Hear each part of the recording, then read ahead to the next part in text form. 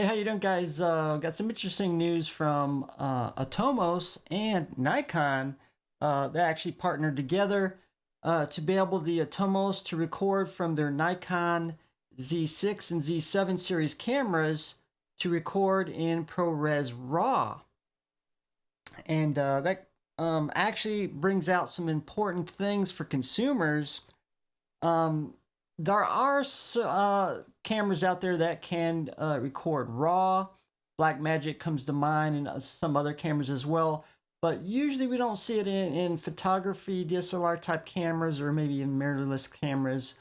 So this brings about a couple of different improvements, and to be able to record ProRes Raw from a full frame camera is one of them, and hopefully it's going to be adopted by other cameras as well, because I'm betting you that Atomos would support some other DSLR type cameras to be able to record in RAW as well.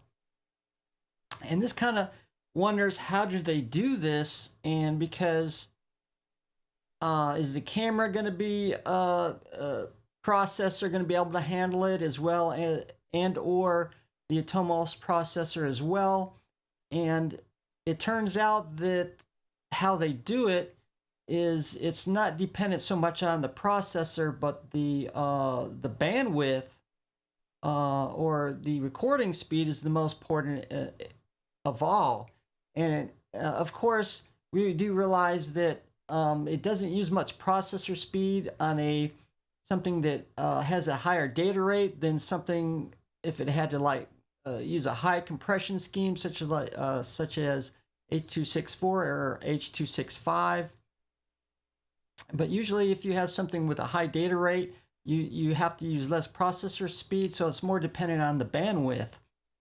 And a lot of the heavy lifting processing is actually not going to be done by the camera or the Atomos Ninja recorder, but the computer that you're actually going to be doing the editing on. So once you import those ProRes RAW files into your video editor of choice, you're going to see background rendering start, and it will actually process the ProRes RAW from there to be able to, so you'll be able to edit it, and then that takes away from the processing power that's needed by the Atomos and or even the camera itself. So it's great to see DSLRs expand out even more through use of the Atomos Ninja 5 recorder. Now we're going to expect to see some firmware updates to be released to be able the Atomos recorder to be able to record in ProRes RAW for these cameras. So stand by if you already have one, and perhaps even you can expand, even think of maybe even getting this camera as well. So I thought I'd share that with you guys. I thought it was very interesting news.